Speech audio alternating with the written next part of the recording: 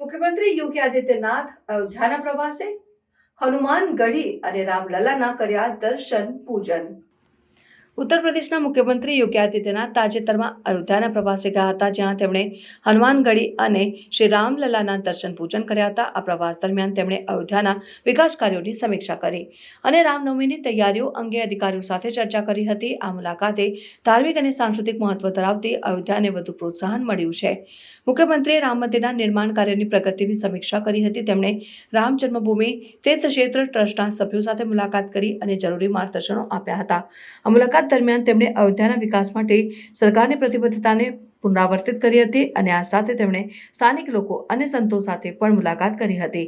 આ પ્રવાસ દરમિયાન મુખ્યમંત્રીએ રાજસદન ખાતે આયોજિત લિટરેચર ફેસ્ટિવલમાં પણ ભાગ લીધો હતો। આ ફેસ્ટિવલમાં તેમણે સાંસ્કૃતિક અને સાહિત્યિક પ્રવૃત્તિઓને પ્રોત્સાહન આપવાનું મહત્વ દર્શાવ્યું હતું। આ કાર્યક્રમ દ્વારા અયોધ્યાના સાંસ્કૃતિક વારસાને ઉજાગર કરવામાં આવ્યું હતું। મુખ્યમંત્રીએ તેમના પ્રવાસ દરમિયાન અયોધ્યાના વિકાસ માટે વિવિધ યોજનાઓની જાહેરાત કરી હતી। આ યોજના દ્વારા અયોધ્યાને આધુનિક અને આધ્યાત્મિક કેન્દ્ર તરીકે વિકસાવવા માટેના પ્રયાસો કરવામાં આવી રહ્યા છે। આ પ્રવાસે અયોધ્યાના વિકાસ માટે સરકારની દ્રષ્ટિ અને પ્રતિબદ્ધતાને વધુ મજબૂત બનાવ્યું છે।